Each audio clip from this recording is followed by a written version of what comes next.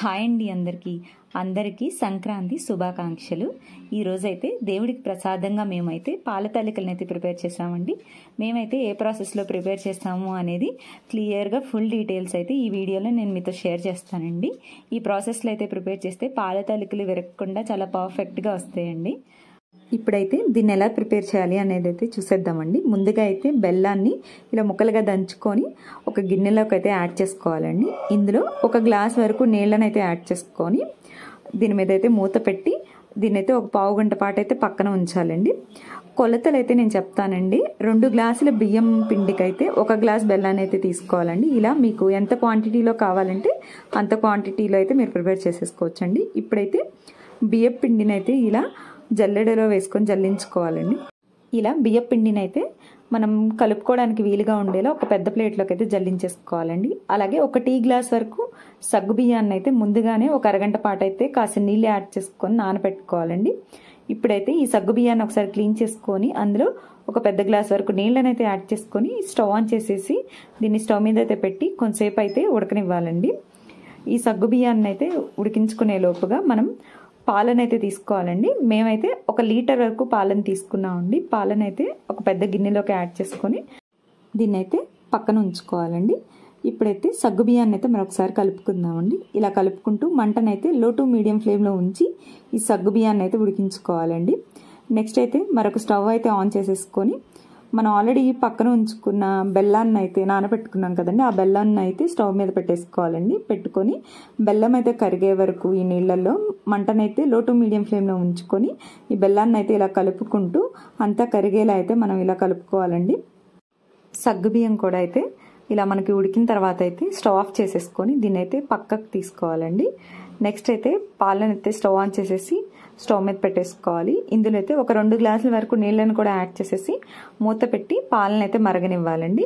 బెల్లం కూడా కరిగిన తర్వాత అయితే స్టవ్ ఆఫ్ చేసుకొని దీన్ని అయితే కొంచెంసేపు చల్లారనివ్వాలి. తర్వాత అయితే ఇలా వడకట్టే దాంట్లో అయితే ఈ బెల్లాన్ని కూడా మనం వడకట్టుకుందాం. ఇప్పుడు ఏదైనా డస్ట్ కానీ మట్టి ఉన్నా కూడా సపరేట్ అయిపోతాయి. అందుకని ఇలా వడకట్టుకున్న తర్వాత మనం జల్లించి పక్కన పెట్టుకున్న బియ్యం పిండిలో అయితే ఈ సగ్గు బియ్యం పైన వచ్చే వాటర్ని కొన్నిటిని యాడ్ చేసుకోవాలి. యాడ్ చేసుకుని ఒకసారి అయితే కలుపుకోవాలి. అలాగే తర్వాత బెల్లం వాటర్ని కూడా ఇందులో యాడ్ చేసుకోవాలి.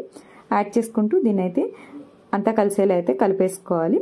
అలాగే ఇందులో అయితే ఇలా కలుపుకున్న తర్వాత లాస్ట్లో అయితే మనమైతే మరిగించుకున్న పాలను కూడా ఇందులో యాడ్ చేసేసుకొని ఈ పిండిని అయితే అంతా ముద్దలా అయితే మనం కలుపుకోవాలి. అలాగే ఈ లోపు అయితే పాలు మరిగిన తర్వాత అయితే పాలల్లో ఈ మిగిలి ఉన్న సగ్గుబియ్యం వాటర్ మొత్తాన్ని అయితే కలిపేసుకోవాలి. కలిపేసి మూత పెట్టి దీన్ని అయితే అలా మరుగుతూ ఉండనివ్వాలి. ఈ బియ్యం పిండిని అయితే ఇలా ముద్దలా కలుపుకోవాలండి. సగ్గుబియ్యం నీళ్లు అలాగే ముందుగా మనం వడకట్టుకున్న బెల్లం నీళ్ళని అలాగే మరిగించిన పాలను అయితే యాడ్ చేసుకుంటూ ఇలా ముద్దలా చేసుకోవాలి. ఈ సగ్గుబియ్యం వాటర్ని అయితే యాడ్ చేసుకోవడం వల్ల అయితే పాల తాలికలు మనకి విరగకుండా చాలా పర్ఫెక్ట్గా వస్తాయండి. ఇలా కలుపుకున్న తర్వాత అయితే దీన్ని అయితే ఒక చిన్న ఉండలా చుట్టుకొని కాస్త నెయ్యిని అయితే మనం చేతికి యాడ్ చేసుకుంటే అంటుకుపోకుండా ఉంటుందండి. ఇలా చేతితో పాల తాలికల్లా పొడుగ్గా మనకు కావాల్సిన సైజులో అయితే మనం ప్రిపేర్ చేసేసుకోవాలండి. అలా సగం పిండిని అయితే ఇలా పాల తాలికల్లా ఫస్ట్ చేసుకొని ఒక ప్లేట్లోకి అయితే తీసేసుకోవాలండి. ఇప్పుడైతే మనం పాలు సగ్గుబియ్యం కలిపేసి మరిగిస్తున్నాం కదా, ఇప్పుడు అందులో అయితే ఈ పాల తాలికలను అయితే ఒక్కొక్కటిగా అయితే విడిగా వేసుకోవాలండి. అంతా కలిపి వేయొద్దండి, అప్పుడైతే ముద్దగా అయిపోతాయి. అందుకని ఇలా ఒక్కొక్కటిగా అయితే ఇందులో అన్ని పాల తాలికలను అయితే వేసేసుకోవాలి. మూత పెట్టి మంటనైతే లో ఫ్లేమ్లోనే ఉంచి వీటిని అయితే ఉడకనివ్వాలి. ఈ లోపైతే మనం మిగతా సగం పిండిని కూడా మరి ఒకసారి ఇలా పాల తాలికల్లో చేసేసుకోవాలండి. ఇప్పుడైతే వీటిని కూడా ఇందులో అయితే యాడ్ చేసేయాలి. అంతా యాడ్ చేసి మంటనైతే లో ఫ్లేమ్లోనే ఉంచి మూత పెట్టి వీటిని అయితే ఉడకనివ్వాలండి. లాస్ట్లో అయితే కొంచెం పిండిని అయితే ఉంచుకొని ఈ పిండిలో అయితే మరిగించిన పాలను అయితే యాడ్ చేసేసుకొని ఈ పిండి అంతా పాలల్లో కలిసేలా అయితే అంతా కలిపేసుకొని ఇలా మెత్తని పేస్ట్లా అయితే చేసేసుకోవాలండి. అస్సలు ఉండలు లేకుండా అయితే మనం ఇలా మొత్తం కలిపేసుకోవాలండి. ఇలా కలుపుకున్న తర్వాత దీన్ని కూడా మనం పాల తాలికల్లో అయితే యాడ్ చేసేసుకోవాలండి. ఇలా యాడ్ చేయడం అయితే మనకి పాల తాలికలు పలచగా ఉండకుండా చిక్కగా ఉంటుందండి. అలాగే టేస్ట్ కూడా చాలా బాగుంటుంది.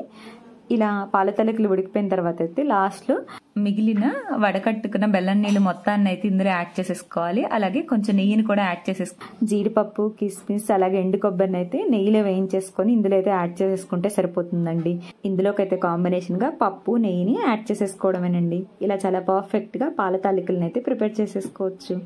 మా వీడియోస్ మీకు నచ్చినట్లయితే ప్లీజ్ లైక్ చేయండి, షేర్ చేయండి. అలాగే మీరైతే ఇంకా మా ఛానల్ని సబ్స్క్రైబ్ చేసుకోకపోతే ఇలాంటి మరిన్ని వీడియోస్ కోసం ప్లీజ్ సబ్స్క్రైబ్.